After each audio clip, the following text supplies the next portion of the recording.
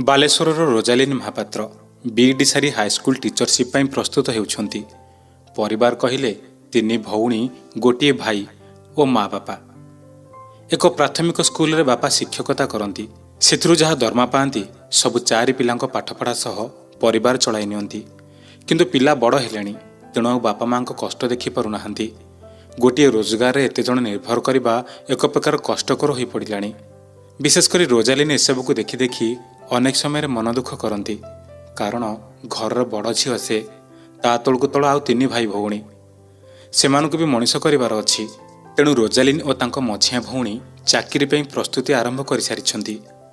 ରୋଜାଲିନ୍ଙ୍କ ସାନ ଭଉଣୀ ଗ୍ରାଜୁଏଟ୍ ସାରି କମ୍ପିଟେଟିଭ୍ ପ୍ରସ୍ତୁତ ହେଉଛନ୍ତି, ଆଉ ସାନ ଭାଇଟି କଲେଜରେ ପଢ଼ୁଛି। ସେମାନଙ୍କ ପଢ଼ା ଖର୍ଚ୍ଚ ଉଠାଇବାକୁ ବି ରୋଜାଲିନ୍ଙ୍କ ବାପା ବି ଏତେ ସକ୍ଷମ ହୁଅନ୍ତି ନାହିଁ। ତେଣୁ ବାଧ୍ୟ ହୋଇ ରୋଜାଲିନ୍ ଲାଗି ପଡ଼ିଥାନ୍ତି ସରକାରୀ ଶିକ୍ଷକତା ପାଇଁ। ହେଲେ ଅନେକ ଥର ଚେଷ୍ଟା କରି ବି ବିଫଳ ହୋଇଛନ୍ତି। ବାଧ୍ୟ ହୋଇ ମଝିଆ ଭଉଣୀ ସହ ମିଶି ପୋଷ୍ଟାଲରେ ଚାକିରି କରିବା ପାଇଁ ମନସ୍ଥ କଲେ। 2022 ଅଗଷ୍ଟ ମାସର 2 ତାରିଖରେ ଉଭୟ ଭଉଣୀ ବାପୁ ନାମକ ଜଣେ ସାଙ୍ଗ ପାଖକୁ ଯାଇ ଅନଲାଇନ୍ ଫର୍ମ ଫିଲ୍ଅପ୍ କରିବା ପାଇଁ ପହଞ୍ଚିଲେ। ସେଠାରେ ଫର୍ମ ଫିଲ୍ଅପ୍ କରିସାରିବା ପରେ ଘରକୁ ଫେରିଲେ। ସେଦିନ ଶୋଇବା ବେଳେ ରୋଜାଲିନ୍ ପ୍ରଭୁ ଜଗନ୍ନାଥଙ୍କୁ ପ୍ରଣାମ କରି କହିଲେ, ହେ ଠାକୁରେ, ମୋ ପାଇଁ ନହେଲା ନାହିଁ, ମୋ ସାନ ଭଉଣୀଟି ପାଇଁ ଚାକିରିଟିଏ ହେଇଯାଉ। ବିଚାରି ତୁମ ଭରସାରେ ଏଥର ଆପ୍ଲାଏ କରିଛି। ତୁମେ ଚାହିଁଲେ କିଛି ଚମତ୍କାର ନିଶ୍ଚୟ ହେବ ଠାକୁରେ। ଏତିକି କରାଇ ଦିଅ ପ୍ରଭୁ। 2 ମାସ ଯାଇ 3 ମାସ ଆରମ୍ଭରୁ ସିଲେକ୍ସନ୍ ଲିଷ୍ଟ ଆସିଲା। କିନ୍ତୁ ସେଥିରେ ତନତନ କରି ଯାଞ୍ଚ କରି ଦେଖିବାକୁ ପାଇଲେ 2 ଭଉଣୀଙ୍କ ନାଁ ଆସିନଥିଲା। ରୋଜାଲିନ୍ଙ୍କ ଭଉଣୀ ବହୁତ ଭାଙ୍ଗି ପଡ଼ିଲେ। ଭାବିଲେ ଏଥର ବି ମୁଁ ସିଲେକ୍ଟ ହୋଇପାରିବି ନାହିଁ। ରେଜଲ୍ଟରେ ସିଲେକ୍ଟ ହୋଇନଥିବା ଖବର ଜାଣିବା ପରେ ତାଙ୍କ ସାଙ୍ଗମାନେ ଟାହିଟାପରା କରିବା ଆରମ୍ଭ କରିଦେଲେଣି। ଏମିତିକି ତୁ ଆଉ ଚାକିରି କରିପାରିବୁନି ବୋଲି ମଧ୍ୟ ଅପନିନ୍ଦା ଦେଇ ଚାଲିଥାନ୍ତି। ଯାହାକୁ ଶୁଣି ରୋଜାଲିନ୍ଙ୍କ ଭଉଣୀ ମନେ ମନେ ଭାଙ୍ଗି ପଡ଼ିଥିଲେ। କିଛି ନ ଖାଇ ନ ପିଇ ରାତିରେ କାନ୍ଦି କାନ୍ଦି ଶୋଇପଡ଼ିଲେ। ଭଉଣୀର କଷ୍ଟ ଦେଖି ରୋଜାଲିନ୍ ମଧ୍ୟ ବହୁତ ଭାଙ୍ଗି ପଡ଼ିଲେ। ଠାକୁର ଘରେ ପ୍ରଭୁ ଜଗନ୍ନାଥଙ୍କୁ ସବୁ ଗୁହାରି ଜଣାଇଲେ। ଆଖିରୁ ଲୁହ ଝରି ଯାଉଥାଏ, ଆଉ କହି ଚାଲୁଥାନ୍ତି, ମହାପ୍ରଭୁ, ବିଚାରୀଟା ତୁମକୁ ବହୁତ ବିଶ୍ୱାସ କରେ ଆଉ ଭଲ ପାଏ। ଆଜି ତାର ରେଜଲ୍ଟରେ ନାଁ ଆସିନି ବୋଲି ବହୁତ ମନ ଦୁଃଖ କରିଛି। ତା କଷ୍ଟ ମୋତେ ଦେଖି ହେଉନି ଠାକୁରେ। ମୋର ନହେଲା ନାହିଁ, ତା ପାଇଁ ଚାକିରିଟିଏ ନିହାତି ଦରକାର ଥିଲା। ଏତେ ଲୋକଙ୍କ ଗୁହାରି ଶୁଣୁଛ, କିନ୍ତୁ ମୋର ଗୁହାରି କାହିଁକି ଶୁଣୁନାହ ଠାକୁରେ? ମୁଁ କି ଅନ୍ୟାୟ କରିଛି ଠାକୁରେ? ଏମିତି କହି ସେଦିନ ସେମିତି 2 ଭଉଣୀ ଉପାସରେ ଶୋଇଗଲେ। କିଛି ଦିନ ବିତିଯିବା ପରେ ଅର୍ଥାତ୍ ଅଗଷ୍ଟ 1 ତାରିଖରେ ରୋଜାଲିନ୍ଙ୍କ ଫର୍ମ ଫିଲ୍ଅପ୍ କରିଥିବା ସାଙ୍ଗ ବାପୁ ହଠାତ୍ ଫୋନ୍ କରି ରୋଜାଲିନ୍ଙ୍କୁ କହିଲେ, ମୋର କିଛି କାମ ପାଇଁ ପୁରୀ ଯାଉଛି। କାମ ସରିଲେ ଜଗନ୍ନାଥଙ୍କୁ ବି ଦର୍ଶନ କରିବାକୁ ଯିବି। ତୋ ପାଇଁ କିଛି ଆଣିବି କି? ରୋଜାଲିନ୍ କହିଲେ, ସେ ମନୁଆ ଠାକୁର ଉପରେ ଯେତେ ଅଭିମାନ କରୁଛି କରିପାରୁନି। ଏତେ କରି ଡାକୁଛି, କିନ୍ତୁ ଟିକିଏ ବି ଶୁଣୁନି। ହଉ, ତା ଇଚ୍ଛା, ଯେବେ ଡାକ ଶୁଣିବା କଥା ଶୁଣୁ।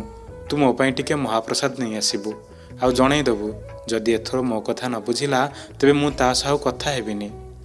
ଏମିତି ଅଭିମାନ ଭରା କଥା ଶୁଣି ବାପୁ ବି ହସି ଦେଇ କହିଲେ, ହଉ ହଉ, ତୁ ଏତେ ଆଉ ତାଙ୍କ ଉପରେ ରାଗନା। ତୋର ଯେଉଁଥିରେ ମଙ୍ଗଳ ହେବ ସେ ନିଶ୍ଚିନ୍ତ ସେଇ ରାସ୍ତା ଦେଖାଇବେ।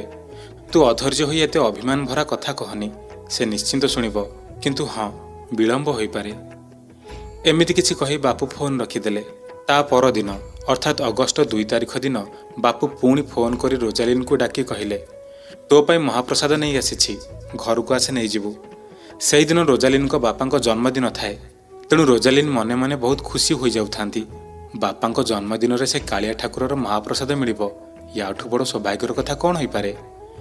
ବାପୁଙ୍କ ପାଖରୁ ମହାପ୍ରସାଦ ନେଇ ରୋଜାଲିନ୍ ଘରକୁ ଫେରିବା ବେଳେ ବାପୁ କହିଲେ, ଟିକିଏ ରହ, ଆଉ ଗୋଟିଏ ଉପହାର ତ ଠାକୁର ପଠେଇଛି, ତାକୁ ନେବୁନି?